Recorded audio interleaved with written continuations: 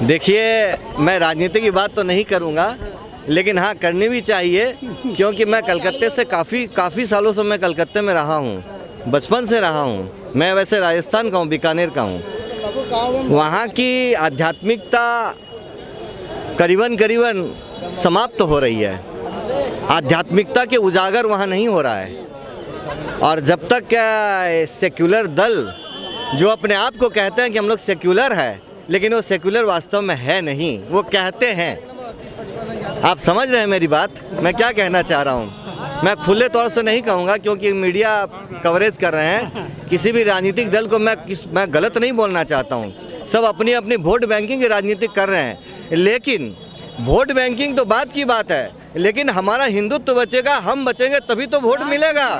राष्ट्र सुरक्षित रहेगा तभी मंदिर और मठ और मंदिर सुरक्षित रहेगा, हिंदुत्व तभी सुरक्षित रहेगा। हर हर महादेव, हर हर महादेव, हर हर महादेव। सर, अभी मैं बनारस में हूँ और हमारे भी सीडीएस बिपिन रावत जी, जिनका अभी हेलीकॉप्टर क्रैश में उनका मतलब देहावसान हो गया, और मैं उनको बनारस की धरती पे आके उनको श्रद्धांजलि देता हूँ।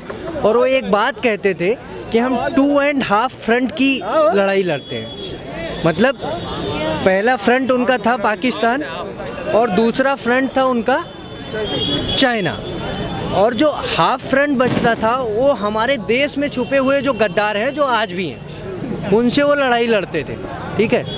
और जब उनका अंतिम संस्कार हुआ, जिस समय उनको 17 तोपों की सलामी दी गई, उस समय उन्होंने वो हाफ फ्रंट भी जीत लिया।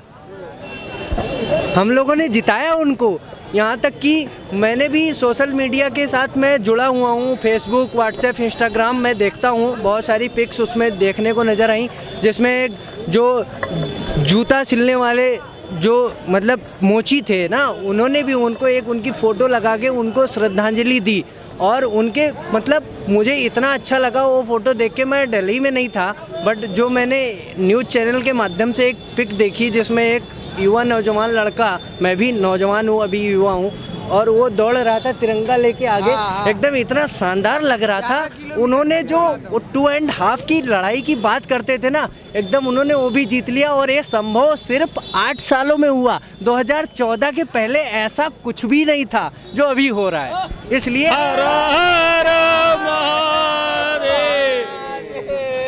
दिव्य काशी, भव्य काशी का मैं एक आपको उदाहरण देता हूँ। और हमारे मोदी जी जो अवतरित पुरुष हैं, इसमें कोई भी बट लेकिन नहीं है, जिसका प्रमाण यह तो नहीं कर सकते भाई, कर्म से ही आदमी देव बनता है, कोई पैदाइशी देव नहीं रहता है, यह ईश्वर साक्षी है। मगर आज हरिश्चंद्र के बाद, अहिल्याबाई के बाद कोई इतना बदलाव लाया है बनारस में, तो वह मोदी जी हैं। और कर्मों से ईश्वर बनेंगे, इसमें कोई दो राय नहीं है। जिसका जीता प्रमाण यह है कि 7 साल में उन्होंने कभी भी एक दिन आराम नहीं लिया। 18 घंटा चलने वाले व्यक्ति, आज हम और आप 18 घंटा काम करते हैं, कहते भैया थक गए, बड़ी आराम अब चाहिए। उस मशीन को देखिए, उससे सीखिए, काम के प्रति निष्ठा देखिए, ईमानदारी देखिए, देश के प्रति लगन देखिए। वो वाकई सलाम के योग्य है, नमस्कार के योग्य है, प्रणाम के योग्य है, इसमें कोई भी बात यकीन नहीं है। और उसका भैया एक मिनट, मैं आपको इसका जीता जागता प्रमाण एक और देता हूँ। जो मोदी जी 7 साल में बाबा विश्वनाथ का आशीर्वाद, गुरु बृहस्पति का आशीर्वाद उनके पास है, भैरवनाथ का आशीर्वाद है, और मानपुड़ा का आशीर्वाद है कि एक दिन भी उनको बुखार, खांसी कुछ नहीं आया। और अब्बा जान को देखिए, लबेरिया होता है, मलेरिया होता है, फाइलेरिया होता है। शर्म लगना चाहिए उनको। जो लोग कहते हैं इनको ऊपर इल्जाम देते हैं, खुद गिरेबान में झांक करके देखे कि कितना ईमानदार है। सर इसी बात पे मैं मोदी जी की एक बात को कोट करना चाहूंगा। यही कह रहा हूं, व्यक्ति कर्मों से बनता है देव। वह कर्म से महादेव के चरणों की तरह वो पवित्र है और चमकेंगे। माँ का आशीर्वाद है, वो इकलौते लीडर है कि जो कहे वो करके दिखाए। लोग केवल फीता काटते हैं, वो पूरा काम करके उसको दिखा दिए। सर मैं इनकी भैया को बात को कोट करूंगा। मोदी जी का एक मतलब छोटी सी बात जो उन्होंने बोली थी ना, इतना पसंद आई मेरे को। ये लाल टोपी वाले ना उत्तर प्रदेश के लिए रेड अलर्ट है, रेड अलर्ट। अब हम लोग तो रोज ही देख रहे हैं, बहुत बदला है। लेकिन जो बनारस से अभी 2-3 साल पहले बनारस उतरे होंगे कैंट स्टेशन पे, तो पहली बात तो भ्रम में पड़ जाएंगे कि वही स्टेशन है, बनारस में उतरे हैं कि कहीं और उतर गए। उतरते ही ट्रेन से बाहर निकलेंगे तो भ्रम में पड़ जाएंगे कि ये बनारस है कि कहीं किसी दूसरी जगह उतर। और मैं कैंट पे ही रहता हूँ, सुभाष नगर कॉलोनी, मनमोहन लाल श्रीवास्तव। बनारस है कि बैंकों के पता नहीं चलता। विपक्ष तो बोल रहा है मोदी जी ने कुछ भी नहीं। नहीं सर, ये बात अलग है। देखिए, मोदी जी का ना तो कोई निजी स्वार्थ है, ना तो उनको चोरी करना है, ना तो उनको अपना पैसा लंदन भेजना है, ना अमेरिका भेजना है, जो न कहीं भी जो भी है उनका कोई अपना स्वार्थ नहीं है, कोई मतलब नहीं है। अरे जनता जिताएगी तो जीतेंगे, ऐसा तो है नहीं कि अपना घर भरने के लिए वो प्रयास कर रहे हैं। हमारे आपके लिए, राष्ट्र के लिए वो आदमी लड़ रहा है, वो राष्ट्र के लिए लड़ रहे हैं।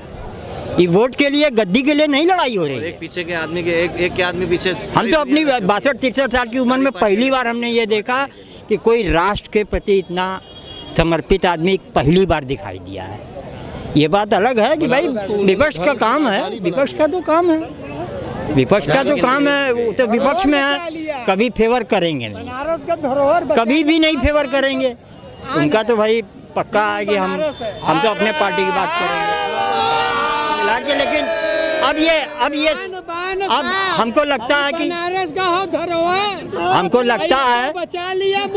हमको लगता है कि वाजपेयी जी के बाद अगर किसी में कुछ उसकी वो दिखती है तो मोदी जी। मोदी देश को बेच दे रहे हैं सब। ऐसा कुछ है, ये जो उनका परम सिद्ध अधिकार है विपक्ष का परम सिद्ध अधिकार। क्या कहेंगे क्या कि बीजेपी बहुत अच्छी है, मोदी जी बहुत अच्छे हैं? उनका पार्टी। हम अगर समाजवादी में होंगे तो अपने पार्टी की बात करेंगे, हम बीजेपी की बात थोड़ी करेंगे, कांग्रेस की बात थोड़ी करेंगे। कांग्रेस का होगा तो कांग्रेस की बात करेगा, लेकिन पार्टियों से हट के हम लोग तो नेता है नहीं, हम लोगों का कोई मतलब नहीं राजनीति से। तो जो भाई निष्पक्ष और निस्वार्थ और ईमानदार और जो भी कह लीजिए, वो ऐसा न 50 साल में कोई आएगा, न इसके पहले कोई आएगा। सीधी सी बात। पार्टियां आती जाती रहेंगी, पार्टियां आती जाती रहेंगी, मगर हमारा जो प्रधानमंत्री हैं बनारस पे। मैं बिहार से हूँ, मैं, और मैं इस शहर में बहुत पहले से आता जाता हूँ। गंदगी की भंडार लगी रहती थी, गलियाँ गंदगी से भरी रहती थी, लेकिन पता नहीं भगवान की कृपा है कि ऐसे महापुरुष का पदार्पण हो गया अचानक, और उन्होंने इस बनारस को फिर से उभार दिया। इस प्राचीन धर्म नगरी को उन्होंने ऐसे उभार दिया कि आज लगता है कि हाँ, हम एक काशी में हैं। आप इस सड़कों को दिखाइए, सड़क कैसे बन रहे हैं, चमाचम दिख रहा है चारों तरफ। घाट को दिखाइए, घाट कितना सुंदर लग रहा है, स्टेशन जंक्शन कितना सुंदर लग रहा है। वहाँ से सारी सड़कें एकदम चकाचक हो गई हैं, और मुख्यमंत्रियों को यहाँ बुलाकर उनका बैठक कराना, यहाँ धर्म की राजधानी उन्होंने बना दिया है बनारस को। ये धर्म की राजधानी हो गई है। हमारे देश की ऑफिशियल राजधानी तो दिल्ली है, लेकिन धर्म की असली राजधानी यह काशी है और बनारस है। चाहे वो राम जन्मभूमि हो और चाहे काशी बनारस हो। अब बोलते हैं ना कि अयोध्या तो झांकी थे और मथुरा काशी बाकी है। तो ये काशी हो गया, अब मथुरा की बारी है। और लगता भी है, आज मैं हरियाणा से हूँ, 2009 में आया था, 2009 के बाद आज जब आया हूँ तो आज लगता है कि 15 लाख नहीं 45 लाख मोदी ने दे दिए हैं, जब उस घाट के अंदर जाके आचमन किया गंगा जी के चरणों में। वरना वहाँ आचमन तो क्या, इतनी बदबू आती थी कि वहाँ खड़े नहीं हो पाते थे हम दशाश्वमेध घाट के ऊपर। लेकिन आज लगता है 56 इंच नहीं 112 इंच का सीना जो है वो देखने को मिल गया है आज लगता है। और जिस हिंदू के अंदर हिंदू का खून नहीं, वो ये कहेगा कि मोदी का 56 इंच का सीना नहीं। विपक्ष के अंदर जिस हिंदू के विपक्ष के अंदर खून नहीं हिंदू का, वही कहेगा कि 56 इंच का सीना नहीं मोदी का, वरना कह नहीं सकता। आज यहाँ आकर मैं उस दिन को याद कर रहा था, आज जब एक व्यक्ति सीधा नहीं चल पाता था, अगर थोड़ा सा सामने से कोई दूसरा व्यक्ति आ जाता था तो आपका पैर नाली में फिसल कर चला जाता था। और काशी जी के दर्शन करने के लिए आंखें चार करनी पड़ती थी, लेकिन गंगा जी के अंदर, वोट के अंदर से जब काशी जी के दर्शन होते हैं तो 56 इंच का सीना 112 इंच का नजर आता है। यहाँ दिखता है हिंदू का खून, 112 इंच का सीना।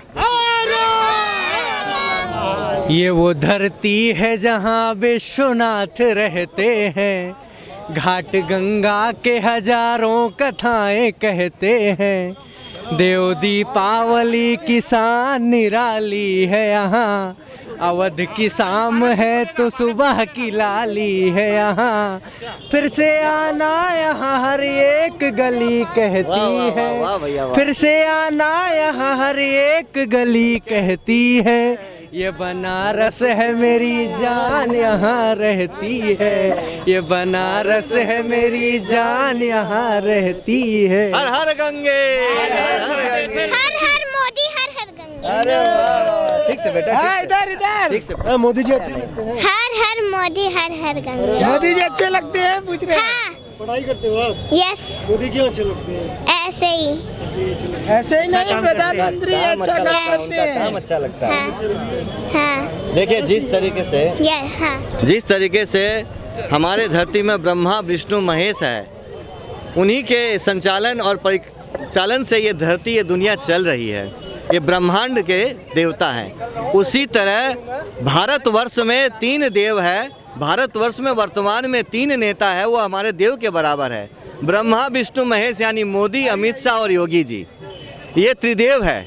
इन त्रिदेव से लड़ना बहुत मुश्किल है। विपक्ष भी सुन ले मेरी बात, ये लाल टोपी हरी टोपी वाले सुन ले मेरी बात, ये ठीक है ना। ये लाल और हरी जो है बांग्लादेश और पाकिस्तान की टोपियां जो पहनने वाले हैं, कभी भगवा टोपी लगा के भी देख लो कितना आनंद आता है। तेरी तकरीर में और हम वोट की राजनीति, एक मिनट, तेरी तकरीर में हम गमजदा पैगाम कर देंगे कि माता भारती के वास्ते हनुमान बन करके एक दिन हम कराची तक जय श्री राम कर देंगे। देखिए हरी टोपी और लाल टोपी लगाने वाले बांग्लादेश और पाकिस्तान की टोपी लगाने वाले हैं। ये लोग वोट बैंकिंग की राजनीति करते हैं, और आज मोदी, योगी और अमित शाह जीरो टॉलरेंस की राजनीति करते हैं। जीरो टॉलरेंस मतलब ये हुआ कि कोई भी यहाँ पे अत्याचार होता है, दुष्कर्म होता है, जितने भी अपराधी है आज सारे जेल में है, देख लीजिए। और आज 4 सालों में एक भी दंगा यूपी में नहीं हुआ। ये है योगी जी का राज, और ये योगी जी के पुरुषार्थ से ही ये उनका सपना, मोदी जी का सपना वो पूरा कर रहे हैं। वो अगर राम है मोदी जी और ये हनुमान है योगी जी, सुन लीजिए आप, ये उन्हीं का गुरु और चेला है। जैसे राम जी का काम हनुमान जी किया करते तो वैसे ही मोदी जी का काम योगी जी कर रहे हैं। योगी जी का हर सपना पूरा करेंगे। इस यूपी में मैं कहता हूँ अगला प्रधानमंत्री 2024 अगर मोदी हो, 2029 में योगी जी है। यह मैं आज भविष्यवाणी इस काशी के क्षेत्र में धरती पर खड़ा होकर विश्वनाथ बाबा के मंदिर के सामने कह रहा हूँ कि 2029 में योगी जी प्रधानमंत्री बनेंगे इस देश के। और किसी पार्टी के पास कोई चेहरा ही नहीं है। असलियत तो ये है कि जहाँ तक देखा जाए कि चाहे सपा हो, चाहे बसपा हो, चाहे कांग्रेस हो, यहाँ तक हम लोगों को नज़र आ रहा है कि कोई इनके पास लीडरशिप नहीं है, कोई नेतृत्व नहीं है, और नेतृत्व के बिना कोई पार्टी अधूरी रह जाती है। बोले 400 सीट लेके आएंगे इस बार। नहीं, उनकी ये उनका जो है घर पर बैठना और अवलोकन करने वाला एक, जिसको कहा जाए खाली एक सोच है। और उनको तो मैं, अखिलेश यादव जी को तो मैं खाली ये कहूँगा कि उनको सबसे पहले जो है वो अपने पिताजी से एक राय मशवरा करना चाहिए, क्योंकि धरातल पर यदि कोई चीज़ें उतारनी होती हैं तो सबसे पहले अपने पिता से राय आदमी लेता है, या कोई भी चीज़ होता है। उनको बात करने का नहीं है। कांग्रेस के पास राहुल गांधी जैसा चेहरा मिला जो कि अपने घर को ही नहीं चला पाया, वो अपने पार्टी को नहीं संभाल पा रहा, एक अध्यक्ष नहीं, कोई नेतृत्व नहीं, तो उस पार्टी में जिस पार्टी की अध्यक्ष ही नहीं, वो पार्टी कैसे चलेगी। और जहाँ तक योगी जी मोदी जी का सवाल है तो मैं ये कहना चाहूँगा कि बनारस की जनता, युवा वर्ग, चाहे बुजुर्ग हो चाहे युवा हो, सारे लोग ये मान के चलते हैं कि सिवाय दो चेहरों के और कोई चेहरा नहीं।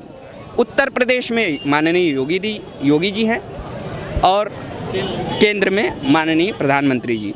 जहाँ तक विकास की बात है तो हम लोग कहना चाहेंगे कि काशी का वासी हूँ, देख रहा हूँ, और भी लोग काशी के हैं यहाँ, चाहे बाहर से आए हुए हैं। काशी का चेहरा, जो इस चेहरे को असली रूप होती है, वो रूप देना माननीय योगी जी और मोदी जी के द्वारा संपन्न हुआ। आप दे सकते हैं, बाकी जो काम है वो तो कल सारे हिंदुस्तान देखेगा।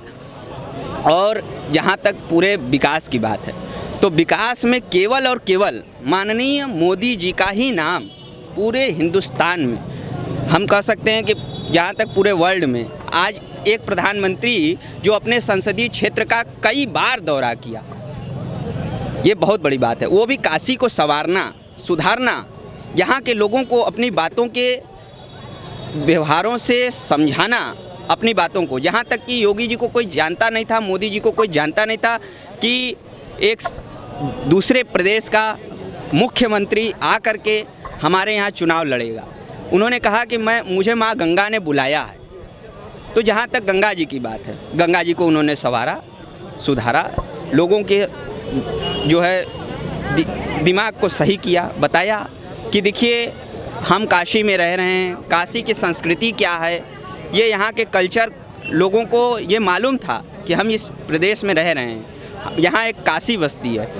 यहाँ के चीज़ों को लोगों को बताना कि किस प्रकार से उसको संवार के रखना, ये योगी जी और मोदी जी ने किया। जहाँ तक विकास की बात है, लाइटों की बात है, हर मामले में, हर चीज़ों में, चाहे शिक्षा से हो, चाहे शिक्षा का मामला हो, चाहे वो बेरोजगारी का मामला रहा हो, चाहे वो विकास का मामला रहा हो, चाहे रिंग रोड का मामला रहा हो। आज हम लोगों को दूरी तय करने में बहुत समय लग जाती थी, कहीं का भी रहता रहा। अगर ये यहाँ से जाता है, चौबेपुर के रोड को देख लीजिए, कोई उस रोड पे जाना पसंद नहीं करता था।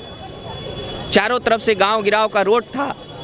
इनको बहुत समय मिला, विपक्ष को बहुत चेहरा मिला, बहुत चीज़ें मिली, लेकिन कोई भी चेहरा सामने आकर के ये दावा नहीं कर सका कि हम अपनी संसदीय क्षेत्र को या हम अपने विधायकी क्षेत्र को संवारें। पानी, बिजली जैसी समस्याओं को सबके सामने ले आना और बताना। आज एक कंप्लेन पर कार्रवाई होती है, उनके समय में गुंडैती होती थी। थाने में एक छोटा सा कार्यकर्ता गुंडागर्दी करता था। मैं पूछना चाहूँगा कि क्यों ऐसा होता था? यहाँ के लोकल लोग थे, वो भी तो आपके क्षेत्र के थे। यदि आप लीडर थे तो आप ऐसा क्यों करते थे?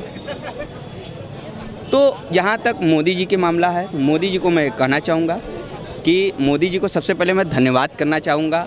उनका स्वागत है, अभिनंदन है कि वो इस काशी में इतनी भारी बहुमत से जीत कर आए और यहाँ के लोगों का विश्वास उन्होंने अभी तक कायम रखा है।